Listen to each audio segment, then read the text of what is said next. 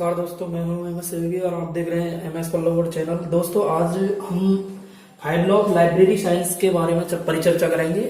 और 5 law library science आप इस तरीके से पढ़ेंगे कि 5 लॉ ऑफ लाइब्रेरी साइंस, ये इस तरीका से पढ़ेंगे कि जिसमें आपने आज तक किसी भी YouTube चैनल पर इतनी विस्तार से इसको नहीं पढ़ा होगा। और 5 लॉ ऑफ लाइब्रेरी साइंस और इसके उपयोग एंड यूज, इसका उपयोग क्या है, पहले मैं इसके सिलेबस की परिचर्चा करूंगा कि हमें पढ़ना क्या है। उसके बाद में हम पढ़ेंगे कि आखिरकार 5 लॉ ऑफ साइंस जो लाइब्रेरी साइंस है वो इतना परिचर्चा में कैसे आया। तो दोस्तों मैं बात करूं कि आज हम क्या पढ़ने वाले हैं, तो सबसे पहले मैं इससे रूबरू करा दूं आपको कि सबसे पहले तो हम पढ़ेंगे कि इसके प्रतिपादक कौन रहे हैं, प्रतिपादक का नाम क्या है, कब इसको लागू किया गया। इसके बाद में हम इसके अर्थ की परिचर्चा करेंगे कि इसका अर्थ क्या होता है, और इसके जो तथ्य हैं, तथ्यों से संबंधित भी हम समझने वाले हैं। तो दोस्तों आप इससे रूबरू हो जाएं कि आज हम क्या पढ़ने वाले हैं इस वीडियो में। तो मैं आपको बता दूं कि प्रतिपादक के बारे में पढ़ेंगे, उसके बाद में अर्थ के बारे में पढ़ेंगे, तथ्यों के बारे में पढ़ेंगे, उसके बाद में जो 5 लॉ ऑफ लाइब्रेरी साइंस के जो रूल्स हैं, रूल्स जो 5 नियम दिए गए हैं, 5 नियमों की परिचर्चा करेंगे हम कि 5 नियम कौन कौन से हैं। उसके बाद में उनका वर्णन तो पढ़ेंगे, उसके बाद में उनका उपयोग भी पढ़ेंगे, जैसा कि आपके सिलेबस में आपको दे रखा है कि पुस्तकालय विज्ञान के 5 सूत्र और उनके उपयोग। उसके बाद में जो इन नियमों में संशोधन हुए हैं, संशोधनों की परिचर्चा करेंगे हम कि संशोधन कौन कौन से हुए हैं, संशोधन से संबंधित भी हम इसमें पढ़ने वाले हैं।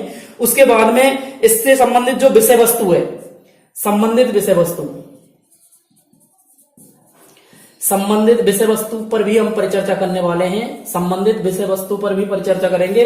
और संबंधित जो विषय वस्तु है उसके बाद में हम क्या पढ़ने वाले हैं कि इसके जो नियमों के लिए शब्दावली दी गई है, जो ये नियम लिखे हैं इसके लिए शब्दावली प्रयुक्त की गई है, तो उस शब्दावली के बारे में भी हम पढ़ने वाले हैं, जैसे रंगनाथन ने उसको क्या कहा है और अन्य जो विद्वान है उन्होंने उनको क्या कहा है। तो दोस्तों बहुत अच्छी होने वाली वीडियो है ये, तो एक बार इसको बहुत अच्छी से पूरी वीडियो को देखें। और यदि आपको ये पसंद आती है तो इसको लाइक और शेयर कर दें अपने दोस्तों के साथ में। दोस्तों इससे वीडियो में से 2 या 3 प्रश्न आते हैं और सबसे ज्यादा इसके यूज से संबंधित आएंगे, इसके उपयोग से। इसमें पूछा जाता है कि जैसे अंधे बालकों के लिए कौन सा पुस्तकालय विज्ञान का सूत्र उपयोगी रहेगा, तो इस प्रकार के कुछ प्रश्नों की भी चर्चा करेंगे हम। तो आप एक बार ये देख लीजिए कि ये मैंने आपको थोड़ा सा इसके बारे में इससे रूबरू कराया कि आज हम पढ़ने वाले क्या हैं। तो दोस्तों वीडियो स्टार्ट करते हैं। 5 लॉ ऑफ लाइब्रेरी साइंस के जो नियम हैं उनकी परिचर्चा करेंगे हम, और इसी से संबंधित आगे हम पढ़ने वाले हैं। तो दोस्तों आप मुझे बता दीजिए एक बार कमेंट बॉक्स में लिख के कि आपको ये वीडियो की आवश्यकता है या नहीं, आप ये पढ़ना चाहेंगे या नहीं पढ़ना चाहेंगे। तो आप यहां तक इसको देखें। तो सबसे पहले मैं इसके परिचय से संबंधित परिचर्चा करूंगा कि इसका परिचय क्या है। परिचय की बात करता हूं मैं, इसके परिचय की। तो 5 लॉ ऑफ लाइब्रेरी साइंस जो नियमों का सूत्रपात किया था, इसका सूत्रपात किया था डॉक्टर रंगनाथन ने और 1924 में कब किया था। सूत्रपात की बात करें दोस्तों, बिल्कुल आपको गुमराह नहीं करूंगा मैं, जो भी फैक्ट हैं एक्चुअल फैक्ट हैं और रजिस्टर्ड बुक से लिए गए हैं, गाइडों का इसमें कोई लेन देन नहीं है। तो आप ये जरूर याद रखें कि सूत्रपात पहली बार 1924 में किया गया था। और दूसरी बात करते हैं, क्योंकि अब तक आपने जो पढ़ा है, जो यूट्यूब पर मैंने जहां तक देखा है, जहां तक दिखाया गया है लोगों के द्वारा, केवल व्यूज पाने के लिए, केवल पैसा कमाने के उद्देश्य से वो आपको 10-15 मिनट की वीडियो में इसको खत्म कर देते हैं लाइब्रेरी साइंस को। दोस्तों वीडियो जरूर बड़ी हो जाएगी, लेकिन इससे बाहर आपको एक भी प्रश्न नहीं जाएगा। दूसरी बात करते हैं प्रस्तुतिकरण की।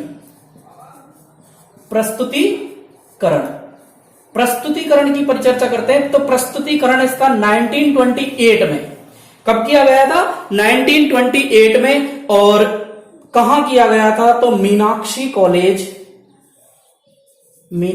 कॉलेज, और ये है अन्नामलाई नगर में,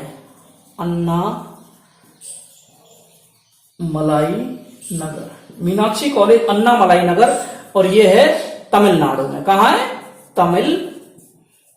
तमिलनाडु में। तो दोस्तों ये आपको याद रखना है। सूत्रपात कब किया गया था? 1924 में डॉक्टर रंगनाथन के द्वारा किया गया। प्रस्तुतिकरण 1928 में मीनाक्षी कॉलेज ऑफ अन्नामलाई नगर तमिलनाडु में किया गया था। इसके बाद में इसके प्रकाशन की परिचर्चा करते हैं कि इसका प्रकाशन कब किया गया था। तो दोस्तों इसका प्रकाशन किया गया था 1931 में, 1931 में किया गया था। और मद्रास पुस्तकालय संघ के सहयोग से, मद्रास पुस्तकालय सहयोग के संघ से किया गया था। तो ये याद आपको रखना है कि मद्रास पुस्तकालय सहयोग के संघ से इसका क्या किया गया था? प्रस्तुतिकरण किया गया था। और किस नाम से इसको किया गया था? तो इसका जो नाम है वो है 5 लॉ ऑफ लाइब्रेरी साइंस। इस नाम से इसको क्या किया गया था? इसमें प्रकाशन किया गया था। तो दोस्तों ये आपने देख लिया कि सूत्रपात सर्वप्रथम किसने किया था। सूत्रपात किया था डॉक्टर रंगनाथन ने 1924 में, प्रस्तुतिकरण मीनाक्षी कॉलेज ऑफ अन्नामलाई नगर में 1928 में, और इसका प्रकाशन किया गया था 1931 में। अब दोस्तों देखना है कि इसकी जो प्रस्तावना किसने लिखी थी। एक बार मैं यहां से प्रारंभ करूं इसको। इसकी जो प्रस्तावना लिखी थी वो प्रस्तावना किसने लिखी है? प्रस्तावना, और इसकी जो प्रस्तावना लिखी है वो लिखी है PS शिवा स्वामी ने। प्रस्तावना किसने लिखी है? PS शिवा स्वामी, PS शिवा स्वामी अय्यर द्वारा, शिवा स्वामी अय्यर द्वारा इसकी क्या की गई है? प्रस्तावना लिखी गई है।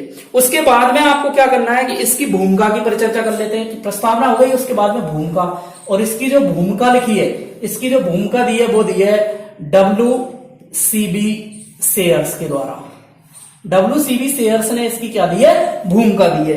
दोस्तों मैं इसका जो बार बार मैं आपको इसको बताता रहूंगा कि इसकी यदि सूत्रपात की बात करते हैं तो 1924 में इसकी शुरुआत सूत्रपात किया गया था और डॉक्टर रंगनाथन के द्वारा किया गया था। इसके बाद में 1928 में इसका प्रस्तुतिकरण किया गया था, प्रस्तुतिकरण हो गया। इसके बाद में प्रकाशन 1931 में किया गया था। अब ये देखना है कि जो ये पुस्तक थी वो किसको समर्पित थी। तो ये पुस्तक समर्पित थी किसको?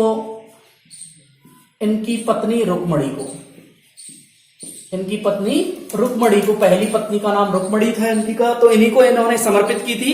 और इसका जो वर्तमान में पब्लिकेशन होता है, प्रकाशन होता है, वर्तमान प्रकाशन की बात कर रहा हूं मैं, वर्तमान में प्रकाशन होता है वो किसके लिए होता है, कौन करता है? तो वर्तमान प्रकाशन इसका करता है SS publishing house, SS publishing house, SS publishing house 2006। ये इसका क्या करता है? पब्लिकेशन करता है, प्रकाशन करता है। वर्तमान में जो किसके लिए है, ये वर्तमान में किसके लिए है? तो यहां लिख देता हूं मैं किसके लिए है। तो ये वर्तमान में शारदा के लिए है। शारदा इनकी पत्नी का नाम था, शारदा। किसके लिए है? तो ये है शारदा रंगनाथन, शारदा रंगनाथन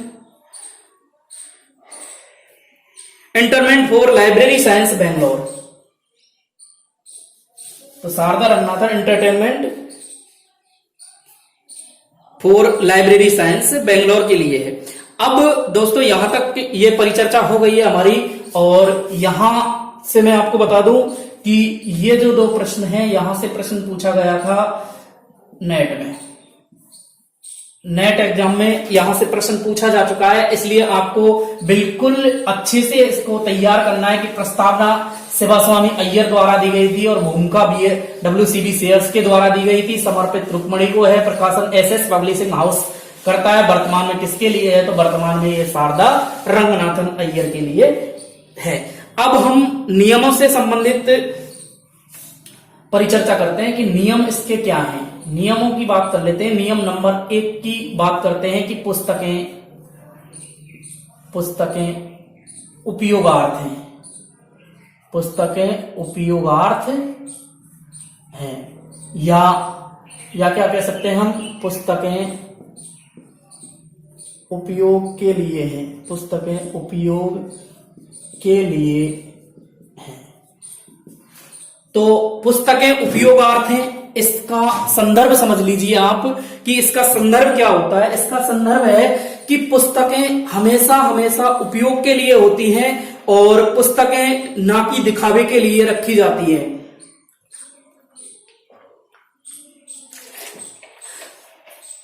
तो दोस्तों आपको याद रखना है कि पुस्तकें किसके लिए होती हैं, उपयोग के लिए होती हैं। और पुस्तकों का उपयोग किस लिए किया जा सकता है, कैसे किया जा सकता है, वो हम परिचर्चा करने वाले हैं यहां पर। दोस्तों आप देख रहे हैं कि आपके लिए मैं विस्तार से इस वीडियो को बना रहा हूं। और दोस्तों मैं आपसे रूबरू तो नहीं हुआ हूं, लेकिन आप लोग कमेंट्स करके मुझे बता सकते हैं कि कमेंट के माध्यम से मैं समझ जाऊंगा कि आप कहां तक इसको समझ पा रहे हैं, कहां तक समझ पा रहे हैं आप। तो सबसे पहले पुस्तकें उपयोग के लिए हैं। बुक्स आर फॉर यूज, क्या लिख सकते हैं हम, बुक्स आर फॉर यूज, यानी पुस्तकें उपयोग के लिए हैं। अब हमें क्या करना है दोस्तों कि किस तरह से इनका उपयोग किया जा सकता है। सबसे पहले पुस्तकालय की स्थिति पर डिपेंड करता है। स्थिति यानी ये कहां स्थित होना चाहिए पुस्तकालय। यदि आप पुस्तकालय का पूर्णतः उपयोग करवाना चाहते हैं तो पुस्तकालय कैसे स्थान पर, लाइब्रेरी किस स्थान पर स्थित होनी चाहिए। तो दोस्तों स्थिति की बात करते हैं तो यदि आपका विद्यालय या महाविद्यालय है तो पुस्तक उसका पूर्णतः जब उपयोग हो सकता है जब वो, उसकी स्थिति कैसी होगी, या तो सेंटर में यानी बीच में स्थित हो, या फिर हम कह सकते हैं कि इसकी स्थिति हो कहां पर, प्रवेश द्वार पर ये स्थित हो। ऐसा यदि है इसमें तो हम कह सकते हैं कि इसकी स्थिति से इसका उपयोग पूर्णतः किया जा सकता है। तो ये हमें समझ के रखना है कि इसकी स्थिति कहां होनी चाहिए। तो इसकी स्थिति होनी चाहिए या तो विद्यालय या महाविद्यालय के बीचों बीच यानी सेंटर में इस लाइब्रेरी को क्या किया जाना चाहिए, स्थित करना चाहिए, या फिर उसको प्रवेश द्वार पर।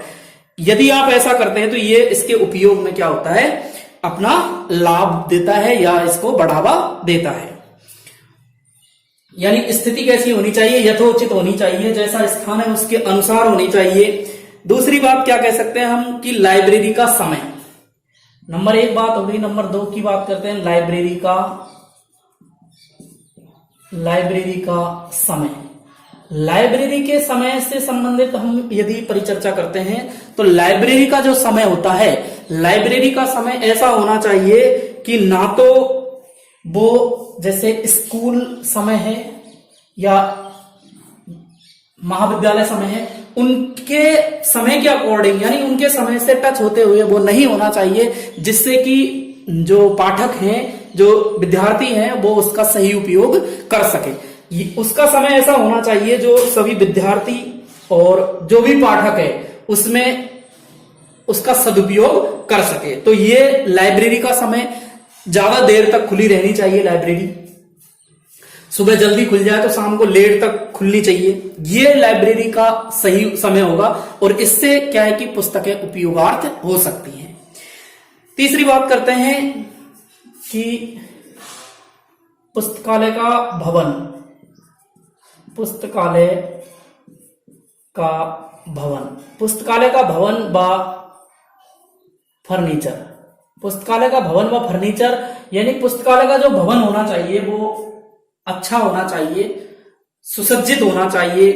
फर्नीचर भी वहां का क्या होना चाहिए, अच्छा होना चाहिए। यदि ऐसा है तो आप का पुस्तकालय आपको क्या कर सकता है, उसमें उपयोग के लिए ज्यादा से ज्यादा विकसित कर सकता है, वो अपना योगदान दे सकता है। अगली बात करते हैं हम नंबर 4, मुक्त प्रवेश प्रणाली। मुक्त प्रवेश प्रणाली मुक्त प्रवेश प्रणाली का मीन्स क्या है ये समझ लीजिए आप। मुक्त प्रवेश प्रणाली होती क्या है? मुक्त प्रवेश प्रणाली होती है कि कोई भी पाठक अपने पसंद के अनुसार जो चाहता है ऐसी पुस्तकें प्राप्त कर सके, अपने अनुसार जो पुस्तकें क्या कर सके, प्राप्त कर सके। एक नंबर 5 कह सकते हैं हम पुस्तक चयन। पुस्तक चयन कैसा होना चाहिए? पुस्तक चयन का यहां जो तात्पर्य है वो है कि पुस्तकें हमेशा इस प्रकार की होनी चाहिए जो पाठकों के उपयोगी हों।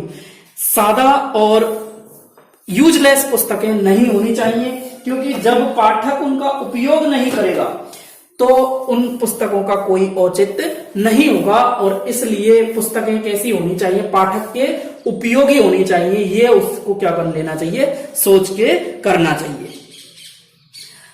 मुक्त प्रवेश प्रणाली हो गई, पुस्तक चयन हो गया। इसके बाद में हम बात करते हैं कि पुस्तकालय के जो कर्मचारी हैं, नंबर 6 क्या ले सकते हैं हम? पुस्तकालय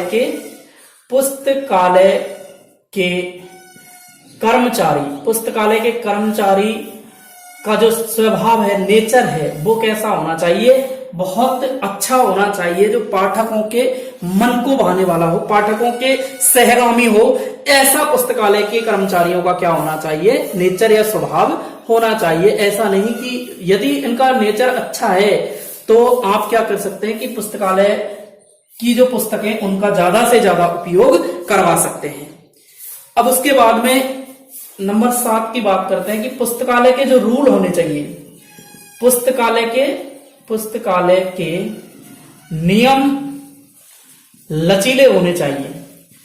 पुस्तकालय के जो नियम है वो क्या होने चाहिए? लचीले होने चाहिए। ऐसा हमें सोचना चाहिए और ऐसा पुस्तकालय में संबंधित जो भी कर्मचारी हैं वो और पुस्तकालय का जो नियम है वो ऐसे होने चाहिए जो यदि कोई पाठक कोई भी गलती कर देता है तो वो उसको क्या है कि ज्यादा वहां सजा का कोई प्रावधान ना हो। यदि ऐसा होता है तो वहां पुस्तकालय के पाठकों की संख्या हमेशा बढ़ेगी और वो कम नहीं होगी। अगली बात करते हैं कि पुस्तकालय में जो आवश्यक सुविधाएं हैं, नंबर 9 की परिचर्चा करते हैं हम। नंबर 9 की परिचर्चा क्या करते हैं कि पुस्तकालय में आवश्यक सुविधाएं हो। पुस्तकालय में आवश्यक सुविधाएं हो, आवश्यक सुविधाएं हो। तो ये भी जो नियम है वो भी महत्वपूर्ण है।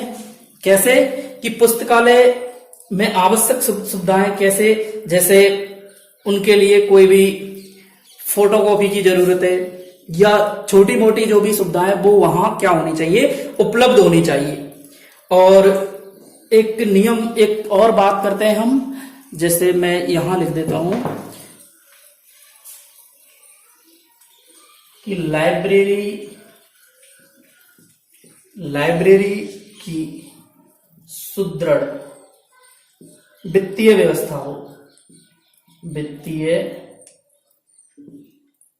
व्यवस्था हो, इसका मीन्स क्या है कि ऐसा नहीं कि लाइब्रेरी में पैसे ही नहीं हो, वहां जो लाइब्रेरी है उसकी वित्तीय जो व्यवस्था है वो एकदम ऐसी होनी चाहिए, डेकोरेट। तो सबसे पहले हमने पढ़ा बुक्स आर फॉर यूज, कि पुस्तकों का उपयोग किस प्रकार किया जा सकता है।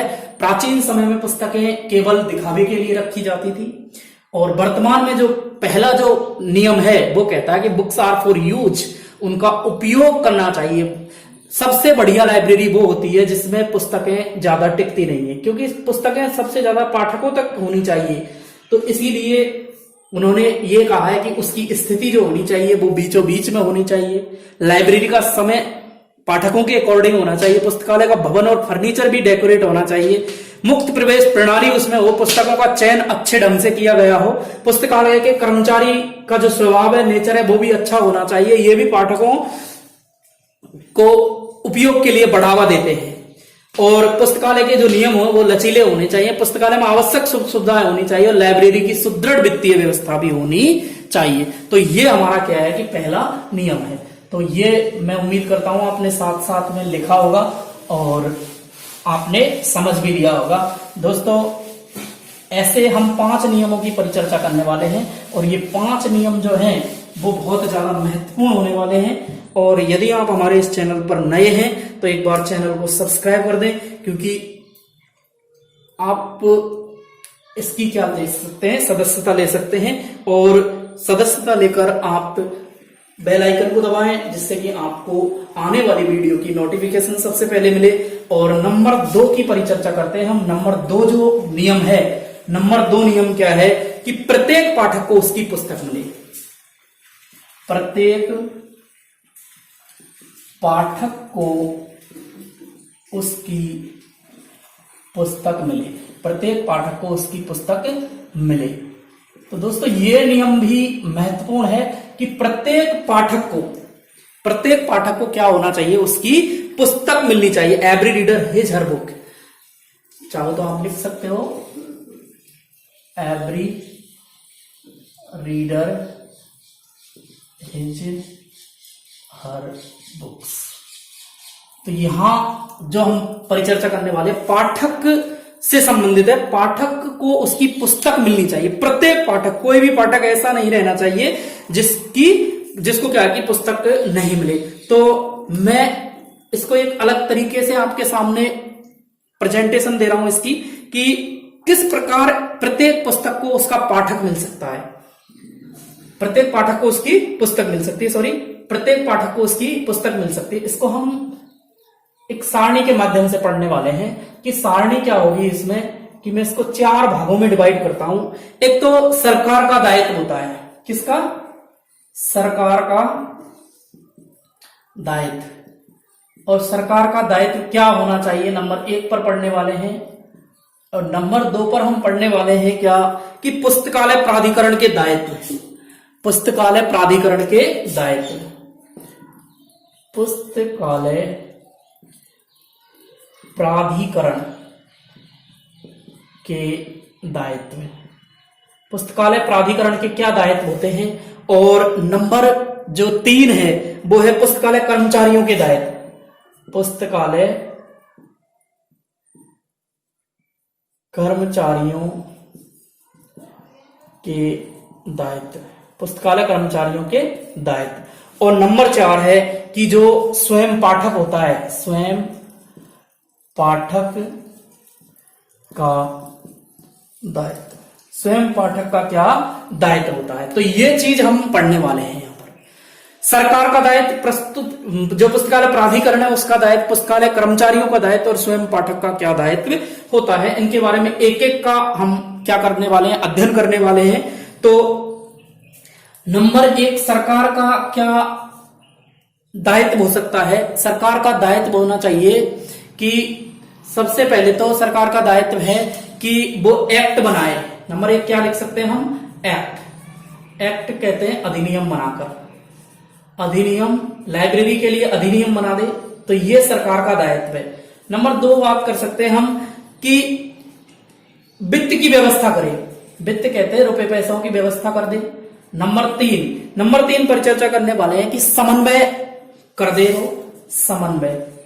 समन्वय भी सरकार का दायित्व है। ये सरकार के दायित्व है कि लाइब्रेरी में जो अधिनियम बनाता है वो लाइब्रेरी बनाता है, सरकार बनाता है। और वित्त की व्यवस्था करता है। अधिकतर वित्त की व्यवस्था सरकार से होती है, यूजीसी के माध्यम से। और समन्वय की ज्यादातर, अब हम इसके बाद में एक बजट नाम से एक टॉपिक पढ़ने वाले हैं, उसमें मैं आपको बताऊंगा कि लाइब्रेरी के लिए जो बजट मिलता है वो जो रुपया पैसा मिलता है वो कहां से मिलता है, ये परिचर्चा करने वाले हैं हम। तो वित्त की व्यवस्था, समन्वय की व्यवस्था। दूसरी बात, पुस्तकालय प्राधिकरण। पुस्तकालय प्राधिकरण होता क्या है। पुस्तकालय प्राधिकरण का मीन्स है जो ऐसी संस्था जो कर्मचारियों को स्थापित करती है वो क्या कहलाती है, पुस्तकालय प्राधिकरण कहलाती है।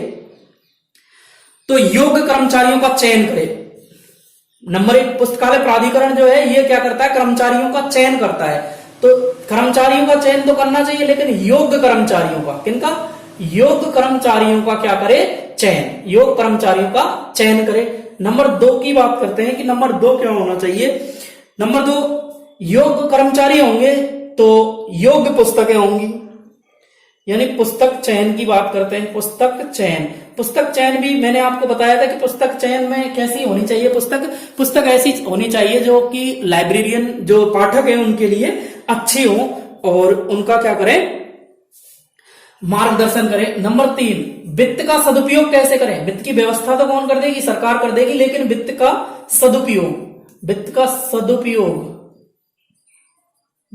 सदुपयोग जो करेगी वो क्या करेगी, प्राधिकरण का दायित्व होगा कि वित्त का सदुपयोग कैसे किया जाए। और जो एक्ट बनाए हैं उनको लागू करना, एक्ट लागू करना, ये जो दायित्व हैं वो किसके हैं, ये हमारे दायित्व होंगे, प्राधिकरण के दायित्व होंगे। नंबर 3 जो है, नंबर 3 है और ये नंबर हमारा 4 है। तो 3 में नंबर 1 की बात करते हैं हम कि नंबर 1 क्या होगा,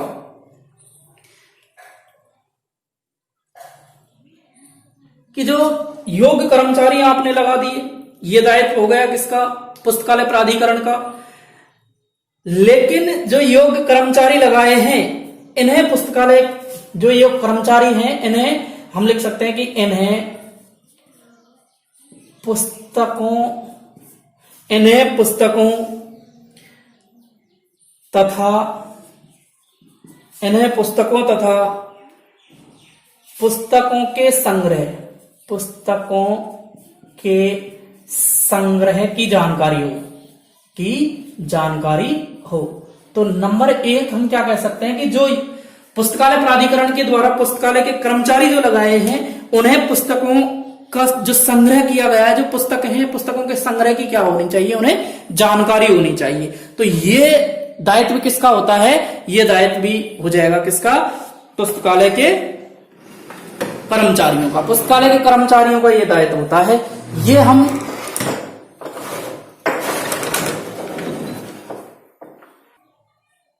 दोस्तों इधर थोड़ा दिख नहीं रहा है तो मैं यहां नीचे लिख देता हूं, ये दायित्व नंबर 3, यहां 3 के तीसरे वाले की परिचर्चा करेंगे हम। तो इन्हें पुस्तकालय और पुस्तकों के सहयोग की जानकारी हो। और क्या कह सकते हैं हम कि इन्हें विभिन्न प्रकार के संदर्भों, विभिन्न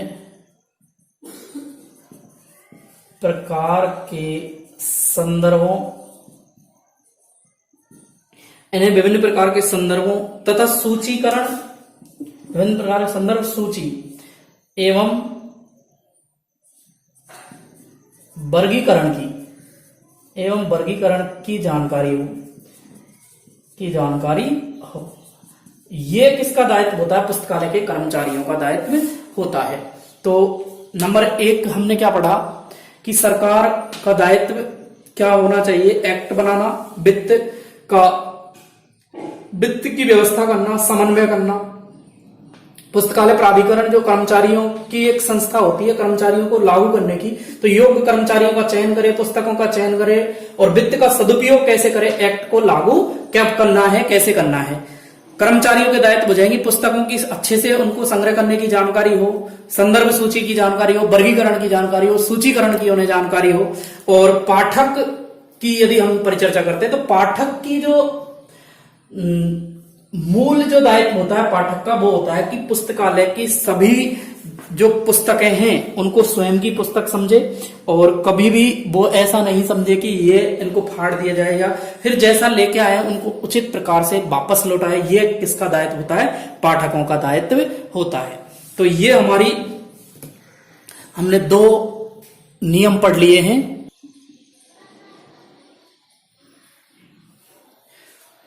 तो दोस्तों हमारे नंबर 1 हमने क्या पढ़ा कि पुस्तकें उपयोगार्थ हैं। दूसरा पढ़ा हमने प्रत्येक पाठक को उसकी पुस्तक मिले। और नंबर 3 जो पढ़ने वाले हैं, नंबर 3 है हमारा कि प्रत्येक पुस्तक को उसका पाठक मिले। प्रत्येक पुस्तक को उसका पाठक मिले। ये हमें परिचर्चा करनी है कि प्रत्येक पुस्तक को उसका पाठक किस प्रकार से मिल सकता है। तो यहां हम कुछ बातों को दोहराएंगे। कुछ बातें तो ऐसी हैं जो पहले से ही हम लिख चुके हैं उनको, और कुछ बातें ऐसी हैं जो नवीन हैं, तो नवीन बातों को हम ऐड करेंगे, और जो प्राचीन जो पहले की बातें हैं पिछले जो नियम की, उनको भी आपको क्या करना है, एडाप्ट करना है। तो प्रत्येक पुस्तक को पाठक कब मिल सकता है, जब मुक्त द्वार प्रणाली हो। मुक्त द्वार प्रणाली, तो मुक्त द्वार प्रणाली को समझाने की तो आवश्यकता है ही नहीं, मैं समझता हूं ऐसा, फिर भी आपको एक बार बता देता हूं कि मुक्त द्वार प्रणाली होती क्या है। मुक्त द्वार प्रणाली होती है कि कोई भी पाठक पुस्तकालय में कहीं से भी कोई भी पुस्तक प्राप्त कर सकता है, वो सभी पुस्तकों को देख सकता है, ऐसा उसके पास अधिकार होता है। एक होती है निधानी व्यवस्था।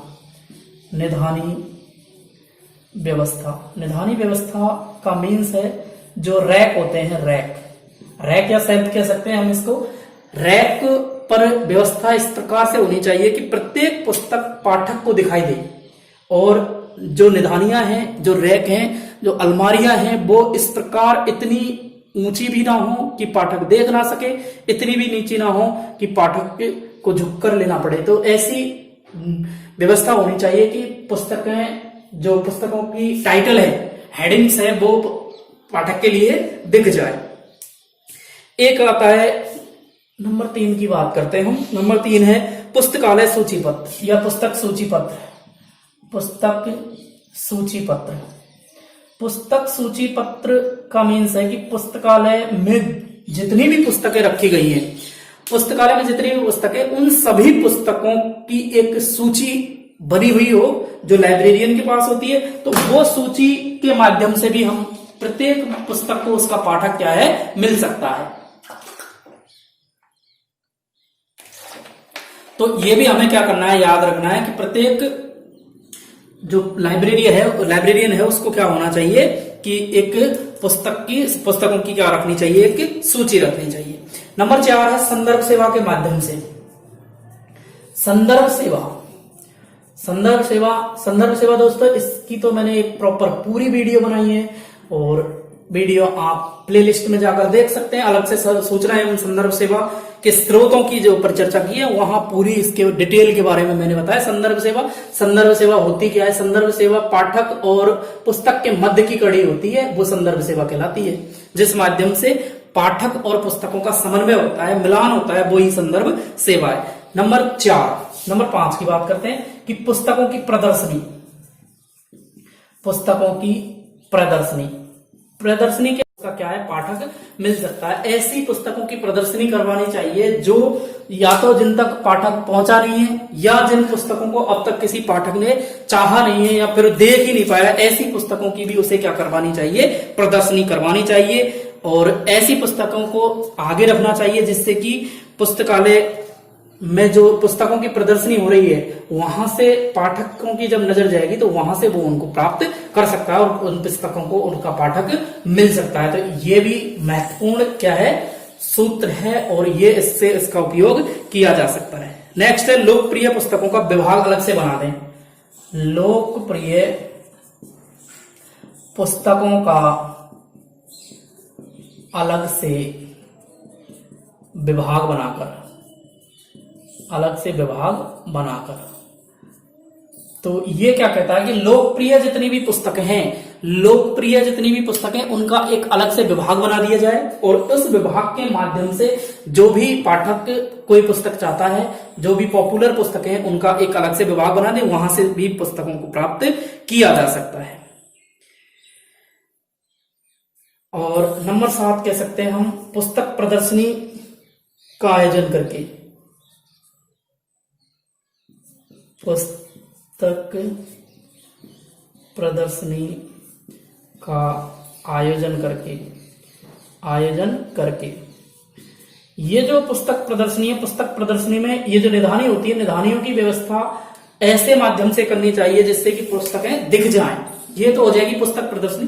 अब अलग से पुस्तक प्रदर्शनियों का आयोजन भी किया जाना चाहिए, जगह जगह स्टॉल लगाकर भी पुस्तक प्रदर्शनियां करवानी चाहिए, जिससे भी प्रत्येक पाठक को या प्रत्येक पुस्तक को उसका क्या मिल सकता है, पाठक मिल सकता है। अगर इन सब से भी व्यवस्था नहीं हो रही है तो नंबर 8 कह सकते हैं हम प्रचार प्रसार के माध्यम से, प्रचार प्रसार के माध्यम से, प्रचार प्रसार के माध्यम से भी प्रत्येक पुस्तक को उसका क्या है, पाठक मिल सकता है। तो दोस्तों एक बार दोहरा लेते हैं कि पुस्तकें उपयोगार्थ है। नंबर 1 हमने सूत्र पढ़ा था, नंबर 2 सूत्र पढ़ा था प्रत्येक पाठक को उसकी पुस्तक मिल जाए। नंबर 3 जो सूत्र है वो है प्रत्येक पुस्तक को उसका पाठक मिले। और इसमें हमने पढ़ा था मुक्त प्रवेश प्रणाली या मुक्त द्वार प्रणाली, निधानी की व्यवस्था, निधानी रैकों को कहते हैं, सेल्फ जो होती है, पुस्तक सूची पत्र यानी पुस्तकों की एक सूची बनवा दी जाए कि हमारी लाइब्रेरी में कितनी पुस्तकें मौजूद हैं, उन पुस्तकों की एक सूची बना दी जाए। और अगला है हमारा कि पुस्तक सूची पत्र हो गया। इसके बाद में संदर्भ सेवा, संदर्भ सेवा की मैंने आपको बताया कि एक वीडियो बनाई है मैंने पूरी, और आप इस वीडियो को भी देख लें। उसके बाद में पुस्तकों की प्रदर्शनी लगाकर पुस्तकों की, लोकप्रिय पुस्तकों का अलग से एक विभाग बना दिया जाए, उसके माध्यम से भी प्रत्येक पुस्तक उसका पाठक मिल सकता है, प्रत्येक पुस्तक को उसका क्या मिल सकता है, पाठक मिल सकता है। लोकप्रिय पुस्तकों की अलग से विभाग बना दिया जाए और पुस्तक प्रदर्शनी का भी आयोजन करके हम क्या कर सकते हैं, पुस्तक, प्रत्येक पुस्तक को उसका पाठक तक पहुंचाया जा सकता है, प्रत्येक पुस्तक को। और प्रचार प्रसार के माध्यम से भी हम क्या कर सकते हैं, पुस्तकों को उनके पाठक तक पहुंचाया जा सकता है। तो ये हमारा तीसरा नियम होता है। और नंबर 4 की बात करते हैं कि नंबर जो 4 है हमारा, नंबर 4 होगा चौथा नियम, और वो है हमारा कि पाठकों का समय बचाए, पाठक का समय बचाओ, पाठक का समय बचाओ, save of the time of reader. तो यहां पाठकों का समय किस प्रकार से बचाया जा सकता है, तो यहां कुछ हम परिचर्चा करने वाले हैं कि पाठकों के नियम से संबंधित है, पाठकों का जो टाइम है वो किस प्रकार बचाया जा सकता है। तो कुछ नियम तो वही है, कुछ रूल्स तो वही हैं जो हम पहले पढ़ चुके हैं, और कुछ ऐसे हैं जिनको हम पढ़ लेंगे। तो यहां हम थोड़ा सा इसको देख लेते हैं कि पाठकों का समय किस प्रकार से बचाया जा सकता है। तो नंबर 1 मुक्त द्वार प्रणाली द्वारा, मुक्त द्वार प्रणाली के माध्यम से भी हम पाठकों का क्या कर सकते हैं, समय बचा सकते हैं। इनको हमें समझना कैसे कि जब आपको किस सूत्र के बारे में पूछा गया वही आपको वहां फिट करना है। मुक्त द्वार प्रणाली में यानी पाठक किस प्रकार से, मुक्त द्वार प्रणाली की यानी कोई भी पाठक का समय बच सकता है यदि आप क्या कर रहे हैं कि मुक्त द्वार प्रणाली उनको दे रखी है, तो आप उनका क्या बचा सकते हैं, समय बचा सकते हैं। दूसरा है निधानी व्यवस्था करके, निधानी व्यवस्थित करके, निधानी व्यवस्थित करके। निधानी व्यवस्थित का मीन्स क्या है, इसको हम वर्गीकरण कह सकते हैं, वर्गीकरण यानी अलग अलग बुक्सों को अलग अलग प्रकार से रखकर उनका वर्गीकरण करके भी हम क्या कर सकते हैं, पाठक का समय बचा सकते हैं। इसके माध्यम से भी पाठकों का समय बचाया जा सकता है। नंबर 3 है सूचीकरण के माध्यम से, सूचीकरण यानी उनकी एक सूची बना दी जाए। नंबर जो 4 है वो है संदर्भ सेवा के माध्यम से। तो यहां तक तो हम पहले पढ़ चुके थे, संदर्भ सेवा के माध्यम से। और नंबर 5 किस प्रकार से समय बचाया जा सकता है, पुस्तकालय संदर्शिकाओं का उपयोग करके, पुस्तकालय संदर्शिकाएं, पुस्तकालय संदर्शिकाएं क्या होती हैं, जो पुस्तकालय सूची बनाई गई है उन संदर्शिकाओं को गाइडों के माध्यम से उनको एक उनकी पुस्तक बना दी जाए सूचियों की, और वो वहां रखवा दी जाए। इसके माध्यम से भी लाइब्रेरियन जो लाइब्रेरी का यूज होगा वो क्या होगा, पाठकों के समय को बचाया जा सकता है उसके माध्यम से। नंबर 6 पाठक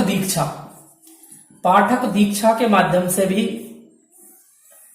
पाठक का समय बचाया जा सकता है। पाठक दीक्षा क्या होती है, इस पे भी हम पहले एक वीडियो में परिचर्चा कर चुके हैं। पाठक दीक्षा में बता देता हूं क्या होती है। पाठक दीक्षा, जो भी तो पाठक होता है, जो नया पाठक आता है उसको लाइब्रेरी से रूबरू कराना क्या कहलाती है, पाठक दीक्षा कहलाती है। और आधुनिक तकनीक का उपयोग करके भी हम क्या कर सकते हैं, पाठक का समय बचा सकते हैं। आधुनिक तकनीक के माध्यम से पाठक का समय बचाया जा सकता है। तो ये यहां तक हमारे कितने रूल्स हो गए, 4 हो गए। एक बार दोहरा देता हूं मैं इनको कि सबसे पहला था पाठक की पुस्तकें उपयोगार्थ हैं। दूसरा हमने पढ़ा कि प्रत्येक पाठक को की क्या मिले, पुस्तक मिले। और नंबर 3 पढ़ा था प्रत्येक पुस्तक को उसका पाठक मिले। और नंबर 4 हम क्या पढ़ रहे थे कि पाठक का समय किस प्रकार बचाया जा सकता है। और नंबर जो 5 है, नंबर 5 की अब हम पर चर्चा करने वाले हैं। नंबर 5 है कि पुस्तकालय एक वर्धनशील संस्था है। पुस्तकालय एक वर्धनशील संस्था है। यहां से वर्ष 2016 में एक प्रश्न पूछा गया था। वो किस प्रकार पूछा गया था कि पुस्तकालय एक वर्धनशील खाली जगह है, तो वहां दिया था। तो इसके इंग्लिश नाम की पर चर्चा करते हैं कि द लाइब्रेरी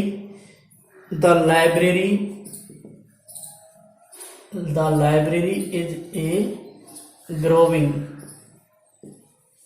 ऑर्गेनाइज्म।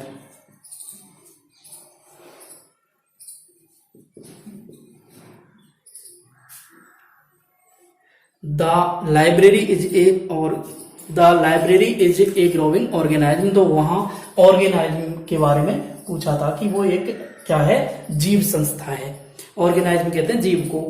तो ये आपको याद रखना है। अब इसमें पुस्तकालय एक वर्धनशील संस्था कैसे है, जैसा कि आपने मेरी पिछली वीडियो भी देखी होगी, वहां भी मैंने इस वीडियो को बनाया है। लेकिन आज मैं कुछ इसमें अलग करने वाला हूं, क्योंकि इसमें आज मैंने बहुत वीडियो को विस्तार दिया है कि जिस प्रकार साइकोलॉजी के अंदर एक बालक की यदि हम बात करते हैं कि एक शिशु, नवजात शिशु से बालक बनता है, बालक के बाद में वयस्क और उसके बाद में प्रौढ़ बनता है, ऐसे ही पुस्तकालय भी सर्वप्रथम उसमें पुस्तकें कम होती हैं, उसके बाद में धीरे धीरे उसमें क्या होता जाता है, वृद्धि होती जाती है, पुस्तकें अडॉप्ट होती जाती हैं और पुस्तकालय क्या बन जाता है, एक संस्था के रूप में बन जाता है। तो यहाँ यही चर्चा करने वाले हैं। तो किस प्रकार से पुस्तकालय वर्धनशील संस्था है, तो इसकी हम क्या करने वाले हैं, चर्चा करने वाले हैं। तो नंबर 1 की बात करते हैं। नंबर 1 क्या उपयोग हो सकता है इसका, कि नंबर 1 जो उपयोग है वो क्या है।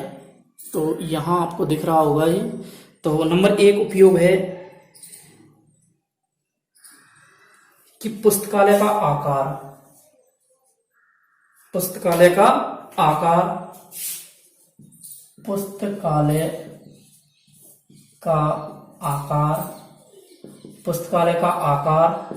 और उसके बाद में कर्मचारी और फर्नीचर में वृद्धि, कर्मचारी और फर्नीचर में वृद्धि। इसके माध्यम से भी क्या होता है, पुस्तकालय एक संस्था का क्या देता है, संस्था के रूप में आता है। अब दूसरा क्या कह सकते हैं कि हम जो ऐसी पुस्तकें जिनका कोई उपयोग नहीं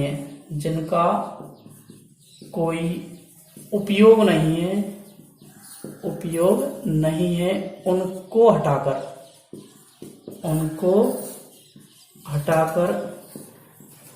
उनके स्थान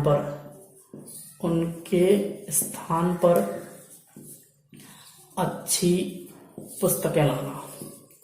अच्छी पुस्तकें लाना, ये भी क्या हो जाएगा, इसका उपयोग हो जाएगा। नंबर 3 की यदि बात करते हैं हम कि ई बुक्स की व्यवस्था करवाना, ई बुक्स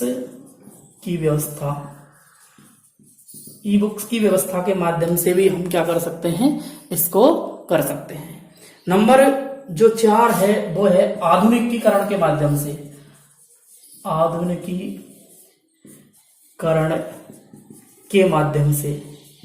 आधुनिकीकरण के माध्यम से भी हम इसकी क्या कर सकते हैं, परिचर्चा कर सकते हैं। इसको एक संस्था का क्या दे सकते हैं, रूप दे सकते हैं। और सुरक्षा बढ़ाकर भी हम इसकी क्या कर सकते हैं, एक संस्था का रूप दे सकते हैं। तो ये यहां तक तो आपने पढ़ा होगा, कई बुक्स में देखा होगा। और इसके बाद में जो कुछ अलग क्या होने वाला है इसमें, कि इन 5 नियमों में कुछ संशोधन किए गए थे।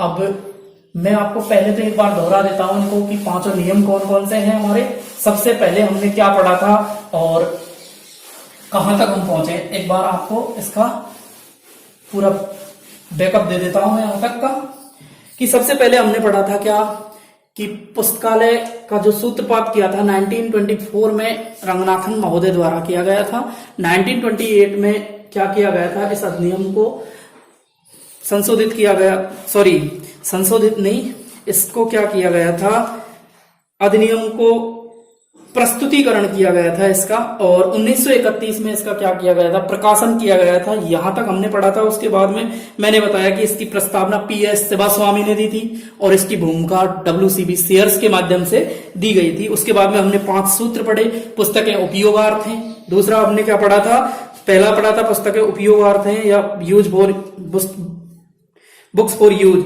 और दूसरा पढ़ा था कि प्रत्येक पाठक को उसकी पुस्तक मिले। तीसरा पढ़ा था प्रत्येक पुस्तक को उसका पाठक मिले। चौथा पढ़ा था जो पाठक है उसका समय बचाया जाए। और 5वां पढ़ा था कि पुस्तकालय एक वर्धनशील संस्था है। यहां तक हम पढ़ चुके थे। अब बात करते हैं कि इन 5 नियमों में संशोधन कब कब किया गया था। संशोधन की परिचर्चा करने वाले हैं, और ऐसा मैंने आपको बताया था कि मैं इसको आपको बताऊंगा कि ये संशोधन कौन कौन से हैं। तो संशोधन जो किया गया था, अब संशोधन की परिचर्चा कर रहे हैं हम, और संशोधन जो किए गए थे उनके बारे में आप देखें कि इन 5 नियमों में संशोधन कब किया गया था। तो संशोधन जब हो जाएगा तो हम पढ़ने वाले हैं कि पहला किया गया था 1992 में, और 6वें सूत्र के रूप में एक व्यक्ति हुए थे, उनका नाम है जेम्स आर रेटिंग। क्या नाम है? James R Rating. James R Rating ने 6वां सूत्र जोड़ा था। वो सूत्र था कौन सा? वो था प्रत्येक पाठक को स्वतंत्रता प्राप्त, प्रत्येक पाठक को स्वतंत्रता प्राप्त, प्रत्येक पाठक को स्वतंत्रता प्राप्त हो, प्रत्येक पाठक को स्वतंत्रता प्राप्त हो। नंबर 1 संशोधन हो गया। नंबर 2 की परिचर्चा करते हैं। नंबर 2 पर था कुरेन तथा पेकरेन, कुरोनेन तथा पेकरेन, इन्होंने 2 नियम जोड़े थे इसमें। नंबर 1 तो था कि प्रत्येक पाठक का अपना पुस्तकालय हो, प्रत्येक पाठक का अपना पुस्तकालय हो, प्रत्येक पाठक का अपना पुस्तकालय हो। तो मैं ये चीज तो बहुत मायने रखती है, मैं एक बार समझा देता हूं। दूसरा नियम में लिख देता हूं यहां कि उसने दूसरा जो नियम दिया था वो क्या दिया था, प्रत्येक लेखक का पुस्तकालय में योगदान हो, प्रत्येक लेखक का पुस्तकालय में योगदान हो। ये समझिए आपकी ये कैसे है, प्रत्येक पाठक का अपना पुस्तकालय हो, यानी प्रत्येक जो भी पाठक है वो एक छोटा पुस्तकालय रखता हो, 15-20 पुस्तकों का एक समूह जिसने रख रखा हो। ऐसा प्रत्येक पाठक के साथ में होता है। जो भी छोटी मोटी तैयारी करते हैं, जैसे अभी आपकी चर्चा करूं मैं, तो आपका जहां जो स्टडी रूम होगा उसमें 15-20 पुस्तकें आपकी जरूर रखी होंगी, मैं ऐसी उम्मीद करता हूं। और प्रत्येक लेखक का पुस्तकालय में योगदान हो, चाहे कैसा भी लेखक हो, ऐसी पुस्तकें लिखे जिसका जो कि पुस्तकालय तक पहुंच सके। तो ये आपको क्या करना है, ये भी आपको याद रखना है। ये किसने दिए थे? अब 2 व्यक्तियों की चर्चा करते हैं जिन्होंने 5-5 नियम और दिए हैं। ये हमारा क्या हो जाएगा, संशोधन हो जाएगा। तो यहां तक आपने लिख लिया होगा, ऐसी मैं उम्मीद करता हूं। अब जिस व्यक्ति की बात करने वाले हैं वो है जेम्स थॉमसन। जेम्स थॉमसन, और जेम्स थॉमसन ने 5 नियम दिए हैं, और इन नियमों को मैं लिख देता हूं आपके सामने। प्रत्येक लाभ कमाने के लिए है, पुस्तकें लाभ कमाने के लिए है, पुस्तकें लाभ कमाने के लिए। नंबर 2 है प्रत्येक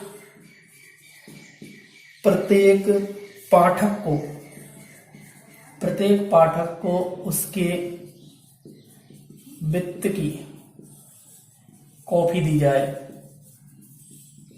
प्रत्येक पाठक को उसके वित्त की कॉपी दी जाए। नंबर 3 है प्रत्येक पाठक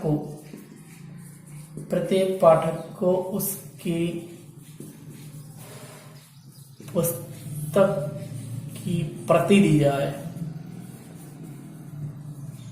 नंबर 4 जो है वो है कि पाठक से नगद भुगतान किया जाए, नगद भुगतान प्राप्त किया जाए। और नंबर जो 5 है वो है कि पुस्तकालय एक वर्धनशील संस्था है, जो कि रंगनाथन ने भी दिया था। पुस्तकालय एक वर्धनशील संस्था है।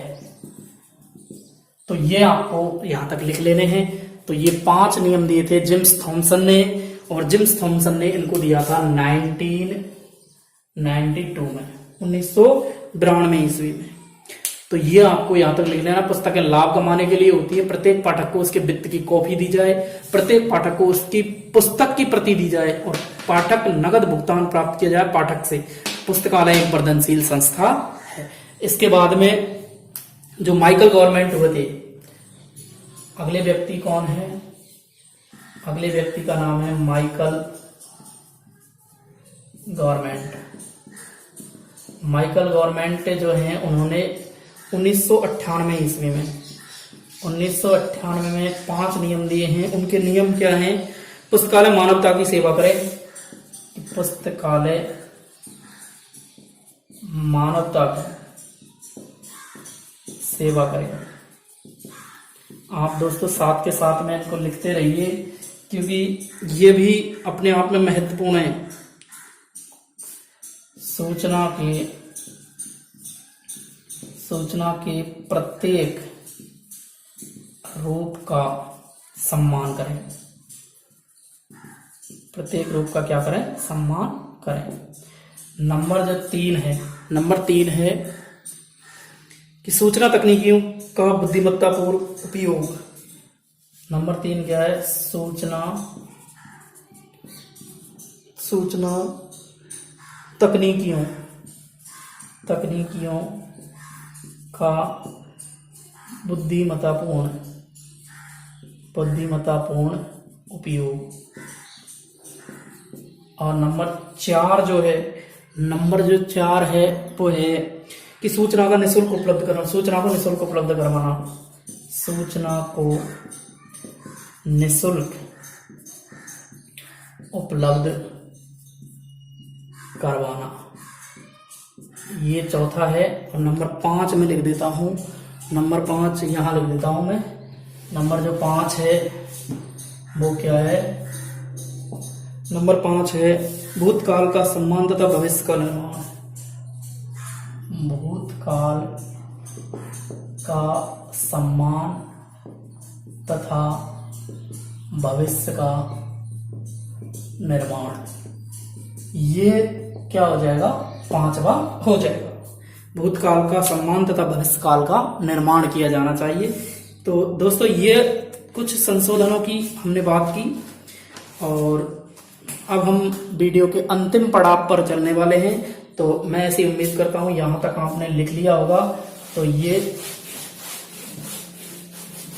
अब जो लास्ट हम बात कर रहे थे किसकी? इसकी शब्दावली की। इसकी जो नियमों का प्रयोग किया गया, नियमों के प्रयोग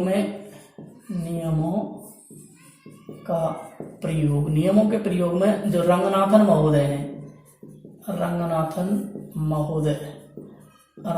महोदय जो हैं उन्होंने पुस्तक को प्रलेख के रूप में, पुस्तक को क्या दिया? पुस्तक को क्या कहते थे? पुस्तक को प्रलेख। तो इन्होंने ये अपने जीवन काल में ही क्या कर लिया था? लागू कर लिया था कि रंगनाथन महोदय पुस्तक को प्रलेख के रूप में क्या करते थे? पुस्तक को प्रलेख के रूप में पहचानते थे, और उसकी पहचान उन्होंने पुस्तक को प्रलेख के रूप में बनाई। और जो ये 5 नियम हैं, रंगनाथन के जो 5 नियम हैं, 5 नियमों की बात करते हैं हम रंगनाथन के 5 नियमों को अलीरेजा नेरोजी ने, अलीरेजा दोस्तों बात कर रहे थे हम 5वें की कि 2004 में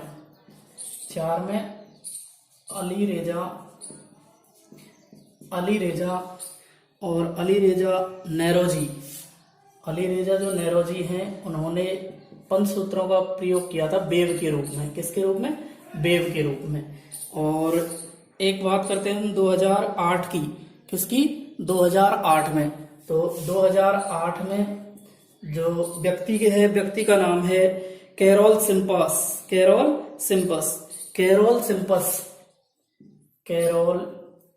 सिम्पस नाम के एक व्यक्ति हैं और इन्होंने इसका प्रयोग मीडिया के रूप में किया है। किसके रूप में? मीडिया के रूप में किया है। और अब हम इसकी शब्दावली की चर्चा कर लेते हैं। शब्दावली, और शब्दावली जो है वो शब्दावली है हमारी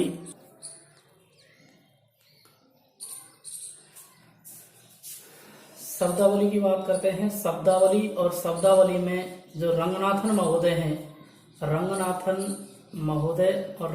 महोदय जो पंचसूत्रों को किस नाम से पुकारते थे? तो उन्होंने कहा था इनको हाई कोर्ट। क्या कहा था? हाई कोर्ट कहा था। और जो के.एम. शिवरमण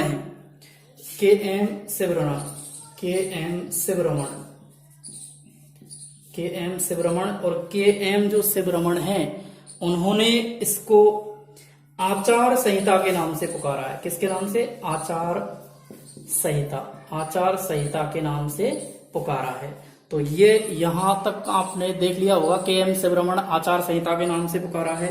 उसके बाद में रंगनाथन ने इसको एक नाम और दिया था, उसकी और चर्चा कर लेते हैं हम कि रंगनाथन ने इसको जो कहा था वो क्या कहा था? रंगनाथन ने कहा था कि कितने सरल, कितने छोटे व कितने गूढ़, कितने सरल, कितने